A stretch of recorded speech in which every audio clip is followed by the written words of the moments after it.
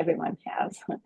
And over each time I got better and better and better. And then the last time 6 months ago, I got a 488, and I was almost sure that I had passed. And so it was really sad, but 488 is only like 3 or 4 questions away. So I was like, okay, I took like a month off, and then EPPP didn't let me do again because I had taken it so many times. I had to wait a total of 6 months. So the first day I could get, I did it. And I was doing lots of different groups, and then I saw Chris and signed on to the Beastslayers and did some things with him. Um, and I think a lot of his questions are great. So those are really, really, really good to go over those questions. The day before, I just logged on to Beastslayer and I just went through every single question. And if I didn't understand something, I would go over it and figure out why. And one of the things Chris had said is, you know this stuff, you just need to be more confident. And so I did tons of meditation and tons of affirmations, and there were other Zoom groups and other, lots of different Facebook EPP groups, and I just went to all of them. I did, there's an app called the Pocket Prep, which is great because I did that every time I was out of the house. And their questions aren't exactly, but what's good about them is if you get a question wrong, they really explain why it's wrong and what are the other options. And so that helped me learn a lot. And so for this time, I got to the place half an hour early, which helped a lot because it was a new place. I'd never been to this. I've been to every single testing center. I'm in New York City, except for this one.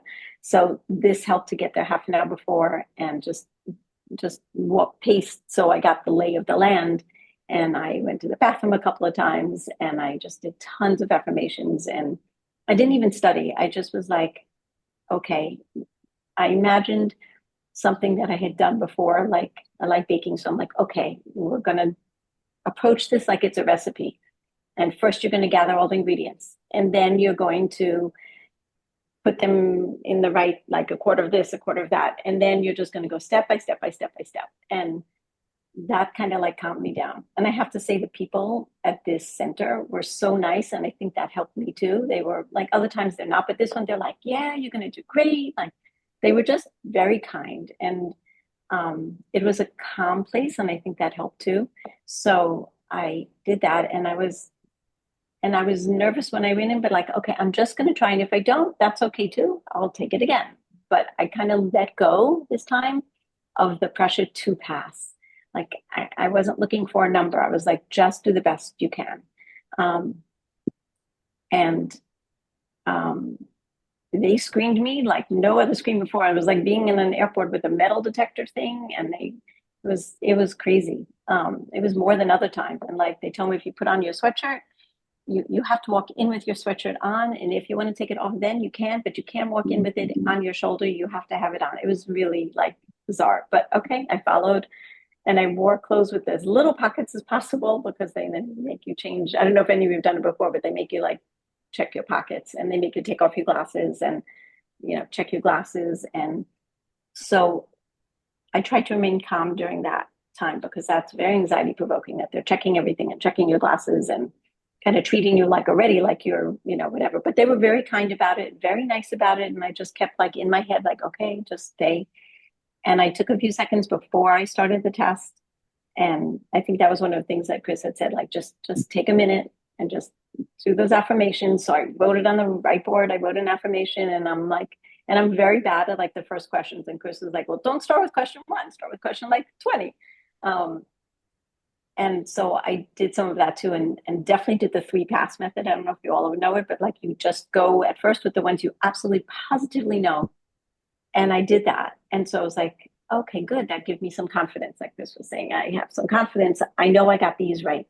And I flagged so many questions. Like if I really wasn't sure after I'm like, flag next, flag next, flag next. And so I did a second pass and a third pass, and I ended up with an hour left, 60 minutes. And I actually also stopped after every 25 questions, closed my eyes, put my head down on the table just for a second, just to like take a breath. Like, okay, you did 25, you did another 25, you did another 25.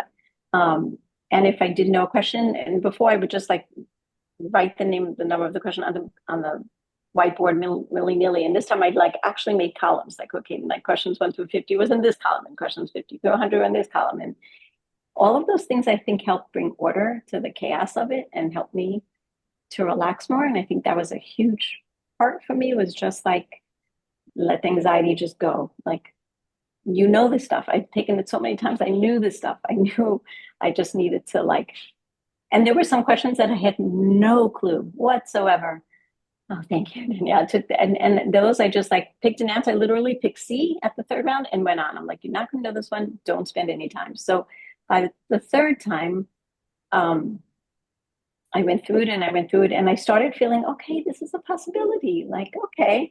But I still was like, don't get so excited. Don't, and I just went through it and I ended right where there was like 3 minutes to go. And after those 3 minutes, I just was like, okay, I just sat back and let the time just go. And I'm like, you did your best. And there were actually a few when I went back and I was like, oh, you read this completely wrong. Let's do this again. And then I felt like, oh, that made me more confident because I was so anxious, I think, in the first like 30 questions. And when I went back, I'm like, oh, you misread this. Okay, you have time.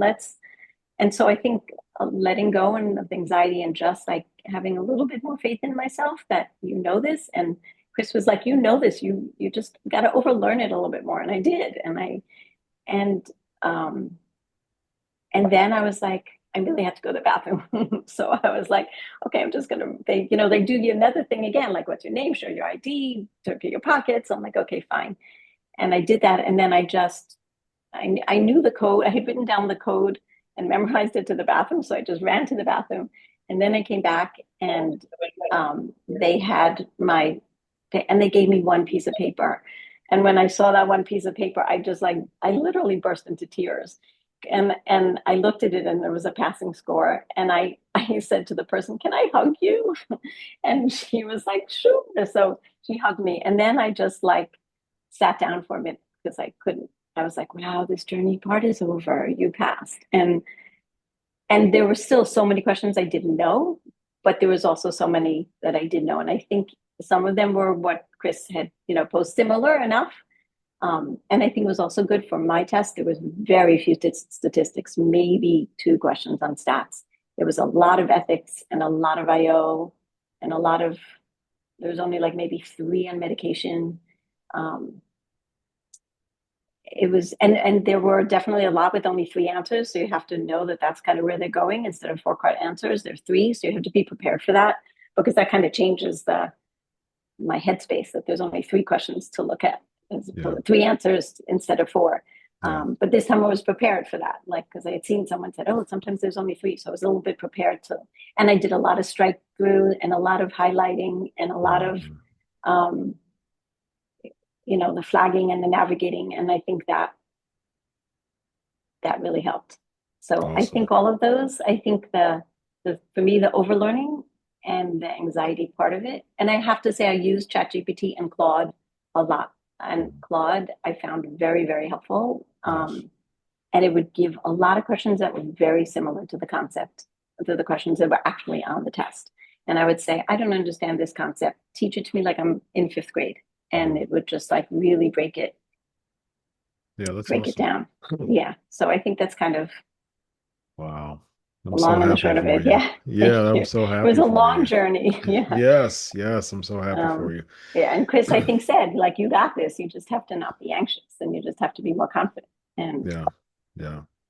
It's, yeah, it's one of those things I always say, like, we we're all at the very least master's level psychology experts, right? So we know our stuff. It's just right, that the anxiety piece is what trips us up so much because right, we're trying to understand this beast of the EPPP, and it's like, right, wait a minute, I didn't learn that in this 101 or right. 103 course. Like, where Yeah, did that come from? What is that? What? exactly. You know what I mean? And Yeah, and so it's just like, as soon as you just realize, like, wait a minute, like, don't don't insult the intelligence that I've accrued, being right, at least at a lot of us doctoral level, at least right, master level, psychologists. Don't insult my intelligence. Like, I know my right, stuff, and so the more exactly. you go in with that confidence, it's like, I got this. Like, Right. don't insult my intelligence, EPPP. Like Right. I've Agreed. put a lot of years in this, you know what I mean? So Exactly. And I think yeah. also there were a lot of like distractors, a lot of questions that had like things that had nothing to do with it, but they just added it in, and you have to Yes. really like slow down and read it. And that's why I left like the first pass was really the short questions where, Mhm. is it this or is it that? And then you have more time then to actually look at the whole question Mhm. and read the stem and read the last sentence again and like, okay, what domain is this? Okay, it's this domain. Okay, so I don't have to think of the other domains right now. I just have to focus on that domain Yep. and just kind of Absolutely. a lot of strategy. Mhm. Yeah. Um, so I Yep. think that's kind of where. And then I went Yeah. home and I shredded a lot of my my notes. I kept my flashcards, but I shredded a lot. Nice ritual there. Yes, that was really good. That felt very good. Yeah. Yeah. So does anyone have any Yeah. questions I'll or open the floor for questions. You can just you could just dive in, or if you want to raise your hand first and ask, it's totally up to you. Whoever wants to go first.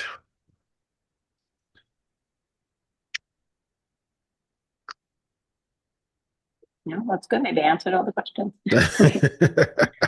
Anybody? Anybody? Anybody? Nobody? Nobody? Everyone will get there. I just have to say, everyone will definitely get there. It's a matter Hmm. of just trying to I think let go of like, okay, unless it's something where job related where you have to pass this time, to Hmm. just let go of that number. Just Hmm. just to figure like I'm just going to do my best, and Yeah. the number doesn't matter because I didn't pass by that much, but I passed, and that's all that matters. And That's all that matters. no one's going to look at this number. No one, when you get your license, is going to say, well, what was your number? Exactly. So, and I think Exactly. in the beginning I was like very much focused on that, and now I'm like just all good. Yeah. Yeah. But I would say definitely if you're going to go to a place that you've never been to before, go like Mhm. half an hour early and just Mhm. get to know where the bathroom is, get to know where the locker is, sit for a few minutes, um, just be, so Mhm. that you don't have that stress. And I think that definitely played a role. Like one time I only got there 10 minutes before and I was so worried about getting there that I was all sweaty and hot and my body was activated. And this time I had Mhm. time to just deactivate and focus. And Mhm. so it's just Nice. another little strategy. But Chantel, it looks like you got something on your mind to ask.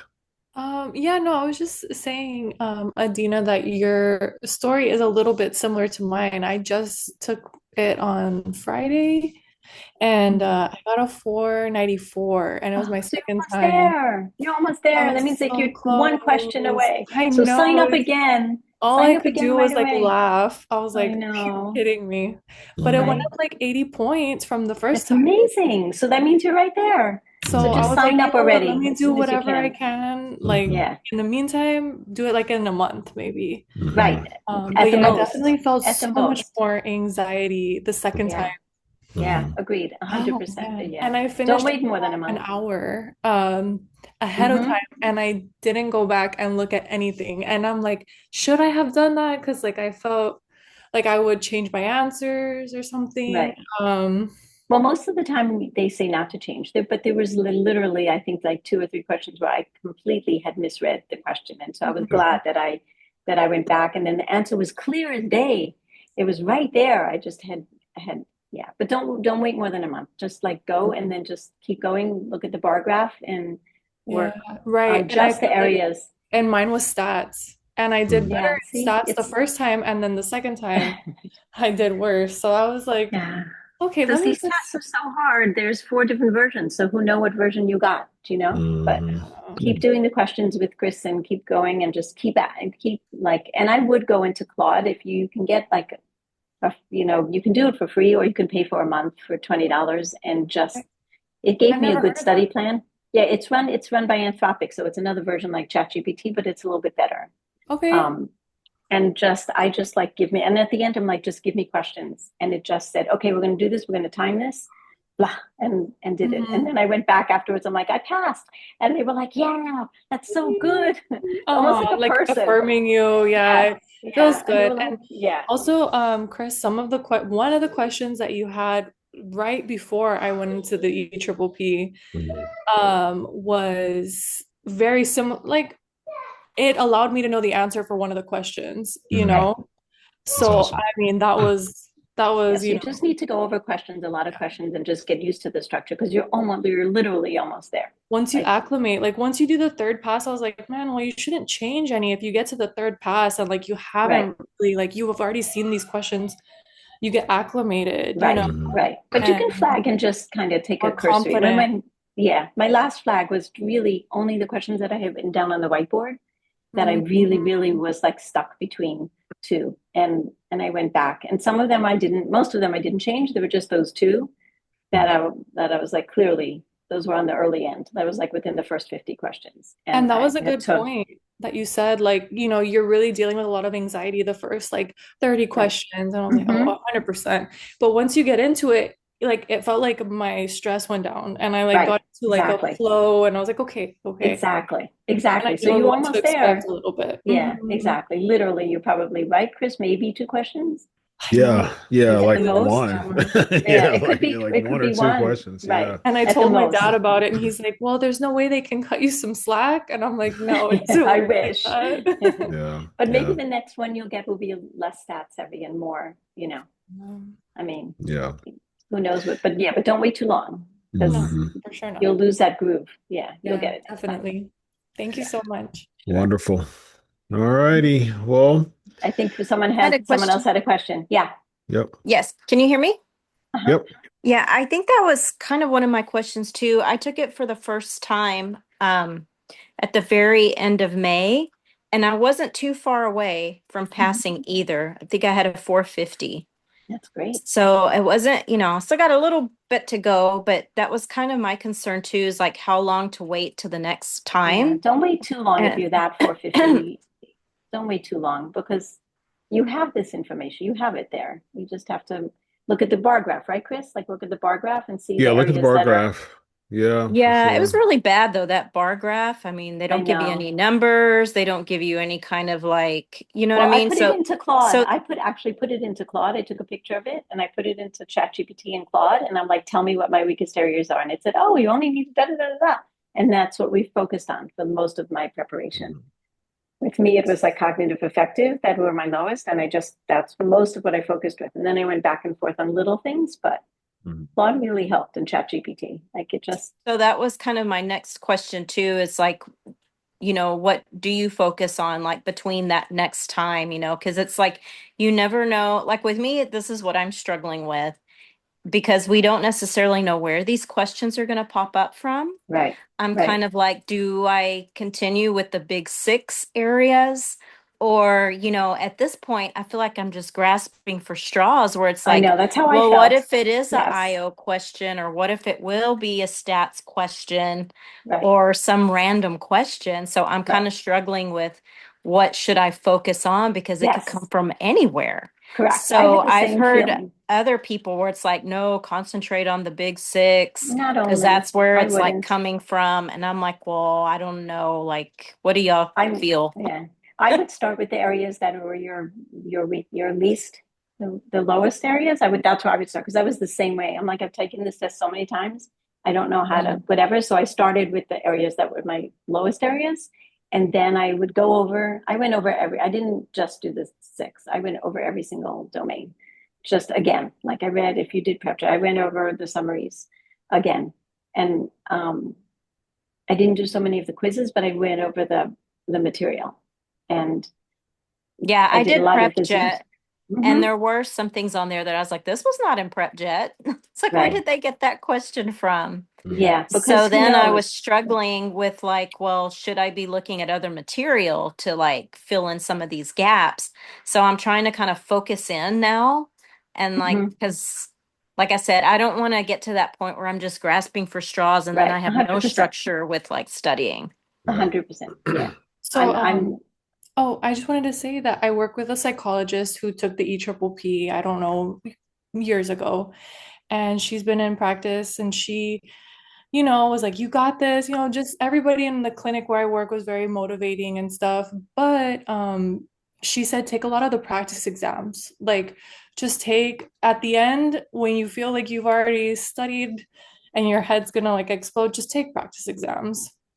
Well, you don't want to also do too many because you don't want to like, yeah, but definitely take practice exams. Yeah. Yeah. I mean, I had Claude do a lot of practice exams for me because I felt like I had done so many of the practice exams already and I did the test retest. So I actually had Claude make me tests. And I know people are saying no, you know, ChatGPT, whatever, but I have to say it just, I don't know, it worked for me. But I would start with your lowest areas and work your way up and then just do, I found like on Chris's and other EPP things on Facebook, I found those questions really helpful and actually harder than some of the tests. Like if you can do Chris's questions, you can do it because they're strong. They're very strong and they're very detailed. And if you can do those, you can do the EPP ones, I think. Well, thank you, Dina. Sure. I am once again getting into debt because where do I send the check to? Because that I was very know. nice. That was No, very I'm nice just of glad you. for your help. I'm very glad for your help. Thank you, thank you. Yes. I appreciate All that right. very much. All So, right. I mean, that's why I write those questions because I mean, I've taken it and passed it, and so I understand the struggle and you know, that's the reason. That's my way of paying it forward to do those daily practice questions because I Yeah, they're really, understand. really good. Yeah. Yeah. And go over them. Just I started from the beginning of his questions and the day before, that's what I did. I just went through every single question. Mm. Um, and that kind of you got to get in the zone of understanding the craziness of these questions because Oh they yeah. really are stupid and crazy. Sorry, I don't like to Hmm. use that word, but they're nothing that's most of them, other than the ethics, they're really not so much of what we're going to be doing in real life. Exactly. So the ethics were definitely, you know, real and make sense. And some of them Hmm. were tricky, but just keep going over the questions and do the practice exams and start with your lowest area. I really would suggest going into Claude just once and just say, these are my bar graphs. Where would you? And it said, okay, June this, we're doing this, June that, we're doing that. And it literally laid out a study program for me.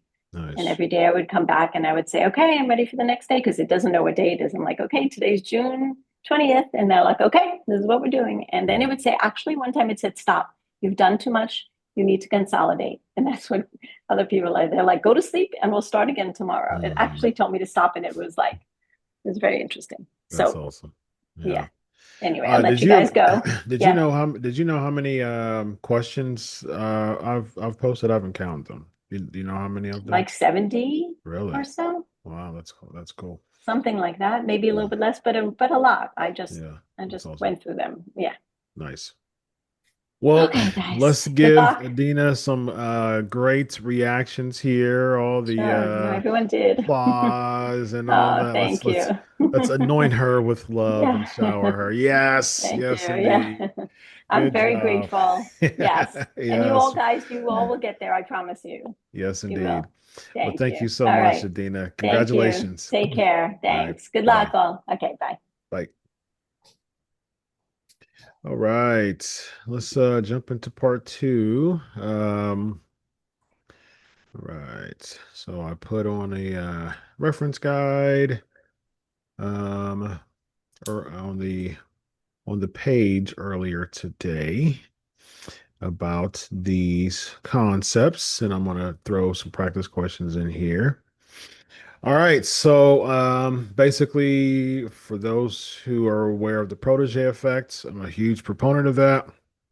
Protege effect is memory consolidates more and increases when the person teaches someone else concepts. And so we're going to start with synesthesia. Who knows about synesthesia? Whoever wants to say what? I Does it? actually did a practice test on PrepJet, and there was this question which I got wrong. So it made me force me to go and look what it is. Mhm.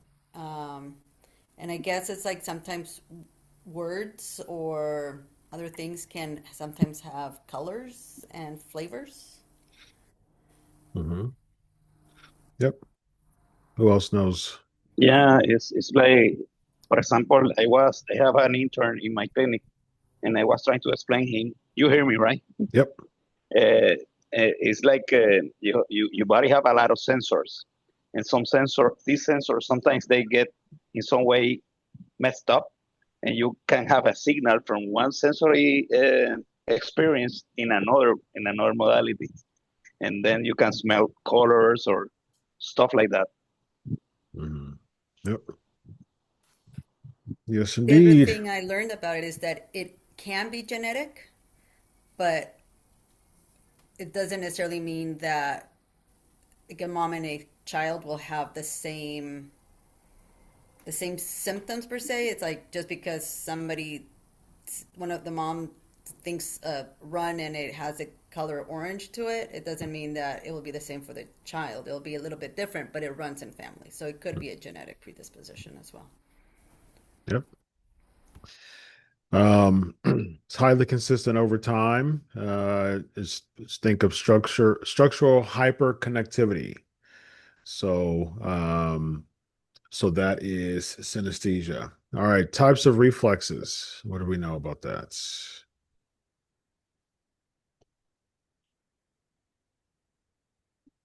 What are types of reflexes?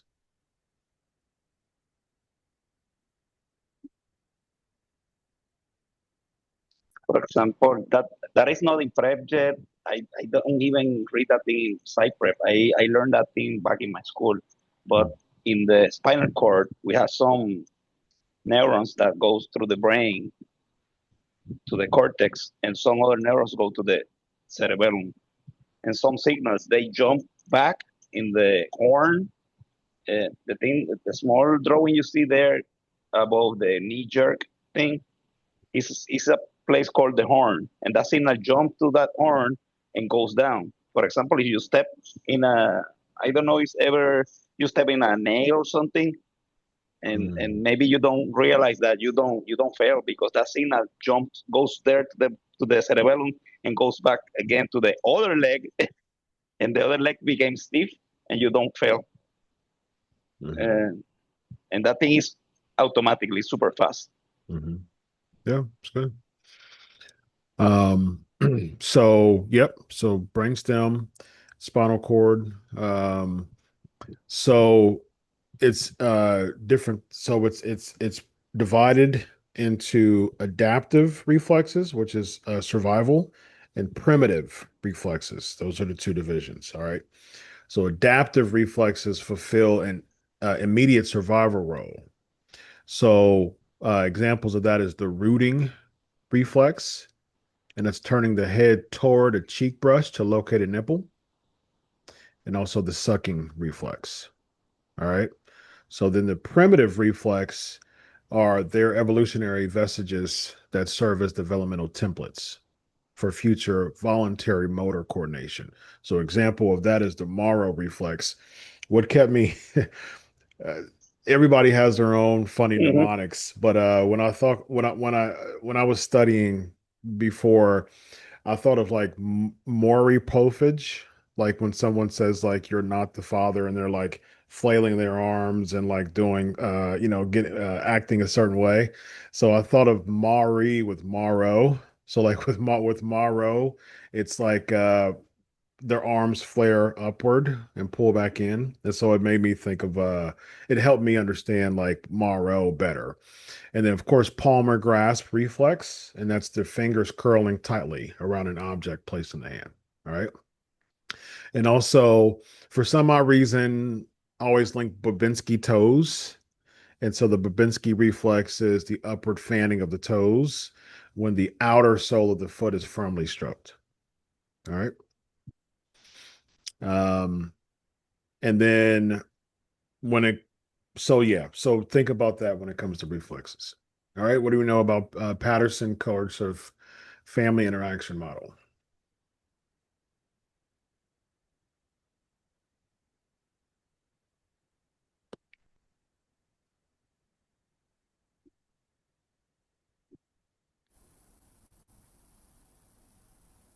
Kids they learn being aggressive by the parents because they code the interactions as a hostile, and they have a hostile bias, and they interpret everything or because that bias, like they became aggressive because that bias, and that brings these people to create those programs to teach the kids to not react to those hostile, but tell the parents to manage the kids, right? That's good. Yep. So Pattern would say that antisocial behaviors in children are systematically shaped and maintained through micro level daily interactions between parents and children. All right. So, like a typical cycle begins when a parent issues a behavioral directive or chore requirement. The child immediately pushbacks with a hostile, coercive behavior, such as throwing a screaming tantrum or whining or threatening the parent. So, to escape this immediate auditory distress of the tantrum and restore peace, the parent submits and withdraws the directive. All right. So, that impacts the consequences of future behaviors too. So that the child's aggressive behavior is negatively reinforced because the unpleasant stimulus, which is the parent's demand, was successfully terminated. All right. So the parent's submissive behavior is also negatively reinforced because the child's agonizing screaming stopped as soon as they back down. So we always got to think about relief with negative reinforcement, right? So you have reward, relief, loss, and pain, right? So when it comes to negative reinforcement, we think of relief. All right. So this sets the stage for pop quiz. This sets the stage for which disorders?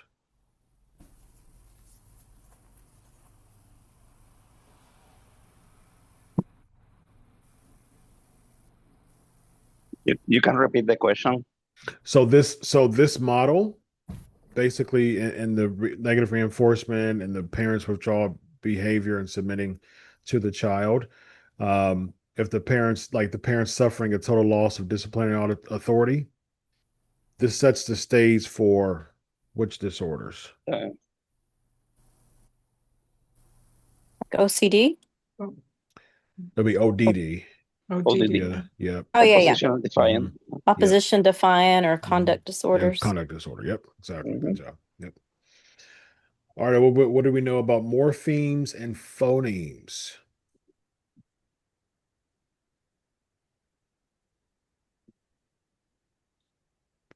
Morphemes are the smallest. I'm confused because I actually got this one supposedly wrong too, but I thought phonemes were like the smallest like sound sound, and then morphemes are like two words together, or like how those two sounds can make words. So sound versus meaning. So phonemes is the smallest unit of sound. Morphemes is the smallest unit of meaning. So like run, dog, break, versus but and to, and what I mean. So the sound is the phoneme. Right. All right. So then I did get it right. I need to go talk to PrepJet. All right. What else do we know about morphemes and phonemes?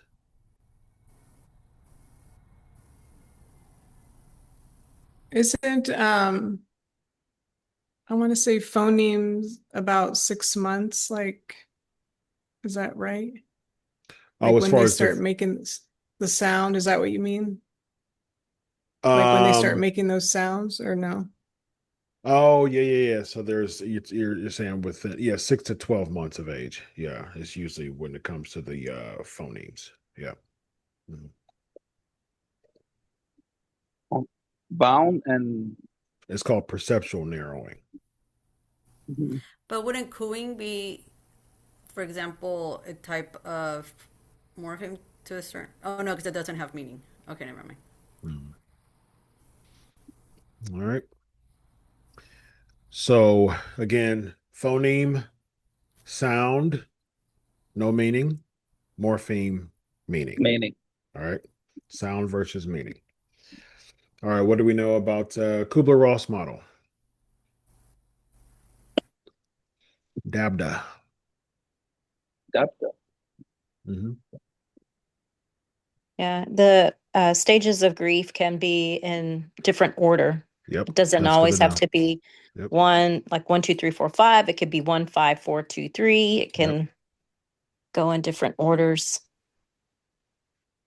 That's good. Yep. It's nonlinear and fluid. That's good to know. All right. What would say, for instance, what would bargaining be?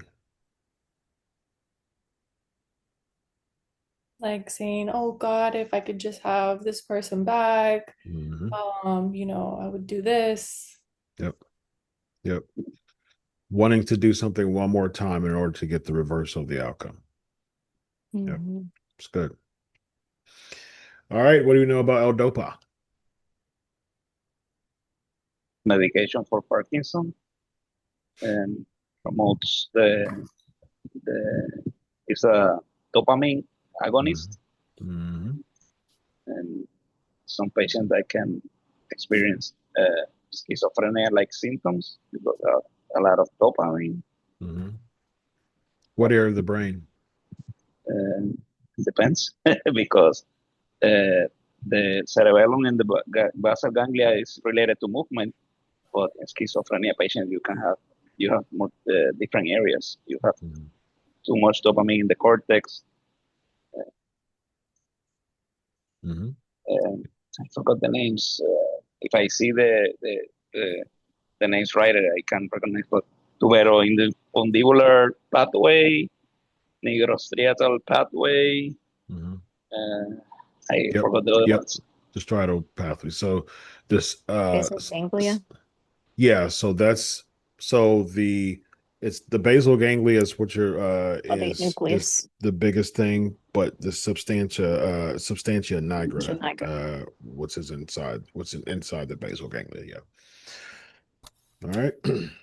So clinicians administer L-DOPA and it traverses the barrier and metabolizes into functioning dopamine directly inside the central nervous system to replenish depleted striatal reserves. All right. And it's usually co-administered with carbidopa, and that's a peripheral decarbylase inhibitor that blocks the conversion of L-DOPA into dopamine in the bloodstream before it reaches the brain. All right. So it reduces physical side effects like nausea and vomiting. But of course, flooding the brain could overactivate the mesolimbic dopamine pathway. So that induces positive psychotic symptoms like vivid visual hallucinations, persecutory delusions, hypersexuality, and compulsive gambling. All right. And that medication provides empirical support for what particular concept regarding that's related to schizophrenia.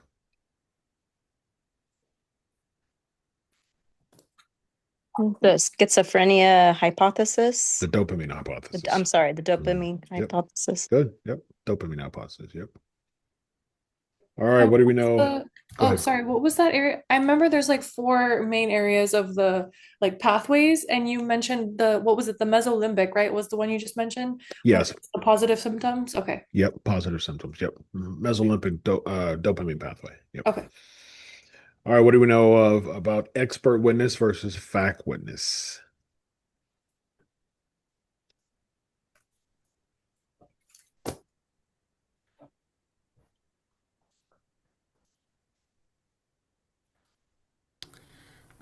Fact witness can be anybody that saw, heard any about a case in trial or the positions, and expert has to do with training, education.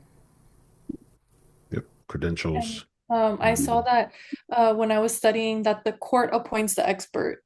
Yeah. Yes. Yes. So Yeah. it's not something that you're like, oh, I'm an expert, Yeah. like the court will have to. But you need to have the credentials. Yeah. You Yep. cannot be. Yep.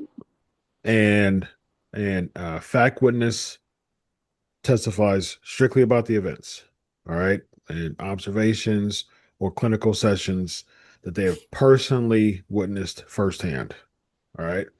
So if a psychotherapist is called as a fact witness, they can affirm that a client attended therapy for 12 months. All right. And was presented with the symptoms of panic and paid their copays. Right. So prohibited from providing or offering professional opinions or hypothetical analyses or forensic conclusions. They must stick strictly to the historical facts of the case. All right, that's for a fact witness. And like Lenora said, when it comes to expert witness, they're expected to offer professional opinions and interpret diagnostic tests and analyze hypothetical case scenarios. So that'll help you with each of EPP. Like if they're asking for a expert witness, they're expected to interpret. But if they're asking for a fact witness, just stick to the facts with the facts that they know. All right. All right. So with that being said, let's get into some practice questions. All right. So what I'll do, um, I will read the practice question and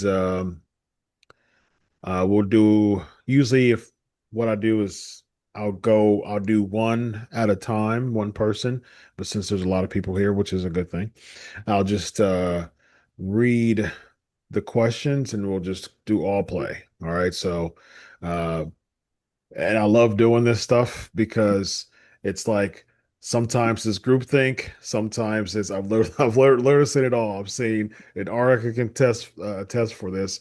I've seen like uh people influence in the way of groupthink to the wrong answer. I've seen one person literally influence everybody to change their answer to be wrong and right. Like it's lots of fun. So it's critical thinking. It churns your brain, and we'll see where it goes. All right.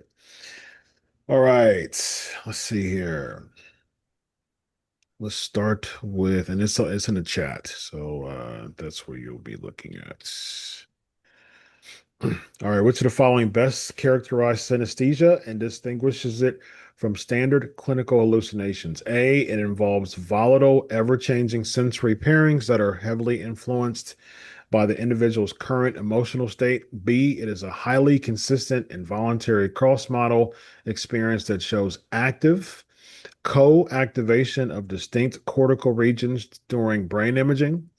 C, it is a learned mnemonic strategy used intentionally by individuals to improve memory retention and spatial awareness. Or D, it is an early stage perceptual deficit caused by localized damage to primary sensory projection areas like the primary auditory cortex.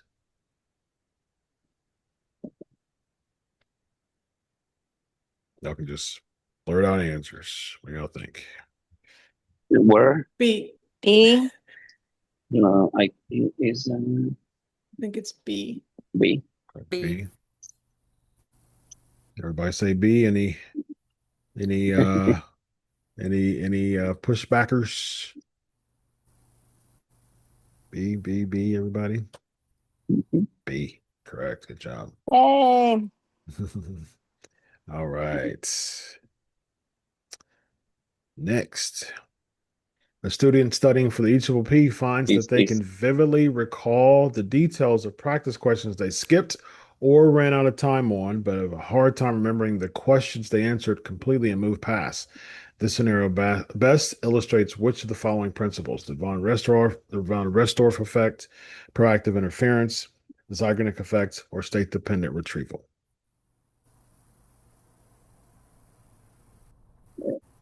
B. Difficult set of practice. Who said B? Proactive interference. B. Okay. The question is B. Is that I've only ever heard of B, so it's like one of those things that the other ones don't sound familiar. Yeah, none of these sound familiar to me. B. I don't think it'd be Zeigarnik B. effect is that you remember the incomplete task better than the things you already complete. The other ones, what is B? Okay. You say B, Oscar. Mhm. Okay. Everybody, I, I everybody's don't saying think B. necessarily it's B, but I don't know which one it is either. Okay. Proactive interference.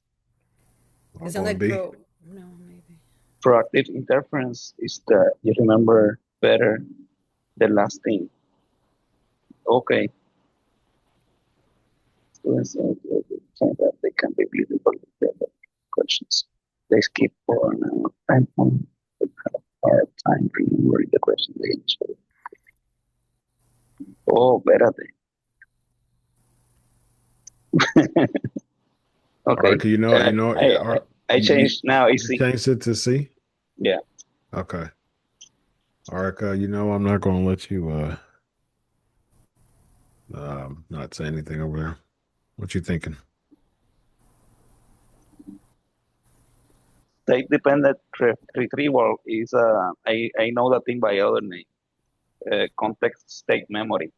Mm, For example, some students said was a study that said people smoking weed they do better in some tests or mm. something like that, and it's because they are smoking and they study smoking and the brain is habituated to that scenario and they can learn more in that state. Okay. Okay. Arca says. Yeah, Yeah, maybe I used to have maybe a friend C, B or and she have C. her family have a bar Not sure. and she grew up in that environment and she's an adult now and she drinks a lot, Yeah. but she cannot do tests without drinking. Wow. All As right. soon as you explained the C at the beginning, like the first time that you mentioned it, Oscar, I was like, that kind of sounds like the question. Yeah. So I don't know if it is C, because as soon as he explained it, I was like, there's that incomplete aspect of it that was Yeah, maybe. recalled, I guess, is what he explained it. Are Zeigarnik we effect. shifting or are we staying? It's not B, but I don't know what it is. I see Okay. like B is too like I don't know. It's Because like I Like, know just go B, for it. What is yeah, B? is B. B the one that's with I don't know if I'm confusing it with like when you're remembering something or trying to do something one way and then you're learning something new Mhm. or trying to do something in a different way and so that interferes with you uh Proactive is remembering. previously learned information, and retroactive is recent. all right, here we go. C is the correct answer. It is iconic Okay. effect. So the incomplete is more remembered or retained because actually the way your brain works is that it's still psychological tension in your working memory when there's incomplete information. So it's actually not deposited, it's not discarded out of your working memory. When it's completed, it's discarded out of your working memory. So Mm, when it's incomplete, there's still tension there, so it's easier to remember. mm. Yep. Van Restorff is when something sticks out. So if there's a bunch of like black lettering and there's like a red lettering that sticks out. So that's von Restorff. And Mm. similar to what you're saying, Oscar, it's retrieval is easier with the certain state that you're in. And so, say for instance, I'm drinking coffee, and if I drink coffee a lot and I took a coffee break, if I'm drinking coffee a lot when I'm studying, and I took a coffee break from taking the EPPP, then I'm gonna get anxious because I'm not remembering as much as I should because it's not to the state or even like mood as well. Proactive One interference is the ode affects the new, and retroactive is the new affects the ode. All right, here we go. That was good. Good discussion, yeah. All right, next. According to Patterson's coercive family interaction model, when a parent gives into a child's screaming tantrum by withdrawing a chore requirements, how are the behaviors of the child and the parent being affected? A, the child's behavior is positively reinforced. the parent's behavior is punished. Both the child and the parent's behaviors are maintained through positive reinforcement. C, the child's behavior is negatively reinforced. The parent's behavior is negatively reinforced. Or D, the child's behavior is shaped through classical conditioning.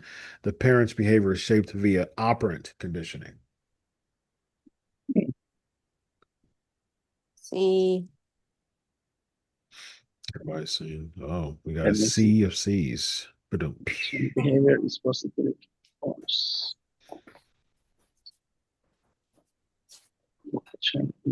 Behaviors. Okay.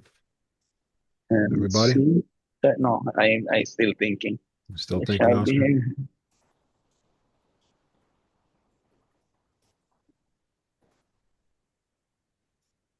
The child behavior is negatively reinforced. And the parent behavior is negative. Yeah, see. All right.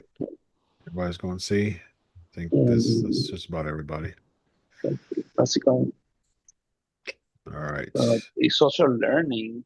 C is correct. Remember, both are experiencing negative reinforcement. Child is experiencing relief, so is parent, but unfortunately for the parent, they're caving into what the child wants, and that's inducing, according to Patterson, that's inducing more conduct behavior. All right. All right. Wait, This is so I don't get the second. I get how the. Wait, hold on. I don't get how these always confuse me. mhm. Okay, so I don't get how I get how the child's behavior is negatively reinforced Yeah. because the parent's giving in, Mhm. but how is the parent's behavior being negatively reinforced? Because she's also experiencing relief because the child isn't wanting anymore. Oh, when the child's okay. Yeah. It's not good relief, but the child she's caving into what the child wants so the child stop whining. Okay, I get it. All right. Yep. All right. So during prenatal development, exposure to a severe teratogenic agent during weeks 3 through 8 of gestation is most likely to result in which of the following outcomes? A, immediate miscarriage with no chance of fetal survival following the all or nothing rule. B, major structural abnormalities in developing organ systems due to the timing of organogenesis. C, purely functional and behavioral deficits with entirely intact normal physical structures. Or D, no noticeable impact as the placental barrier is completely impermeable during this window. I believe it's B. Right. Nice. B, correct. All right. Let's do a got time for like maybe 2 or 3 more, depending on the speed. All right. So that's a whole different. All right. Here we go. Let's do this one.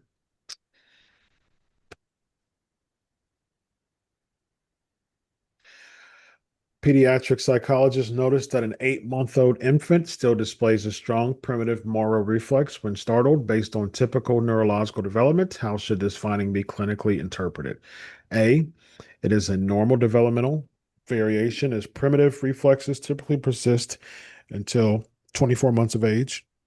B, it indicates an advanced accelerated rate of cortical myelination and motor development. C, it suggests potential developmental delay or central nervous system dysfunction, as this reflex should have integrated around 4 to 6 months. Or D, it is an indicator of typical healthy brainstem functioning with no involvement from higher cortical centers. Hmm.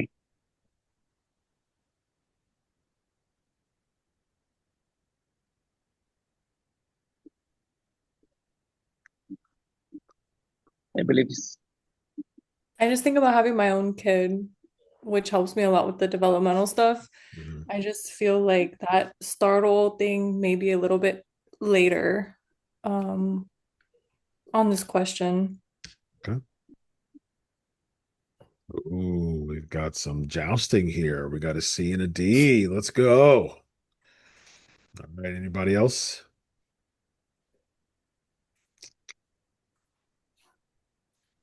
Bueller?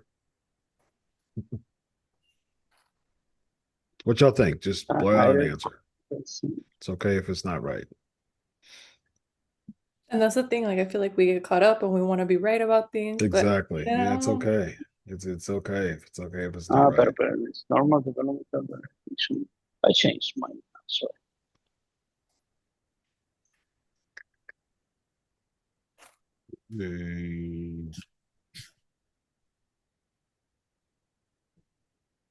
All right. The answer is C. That is correct answer.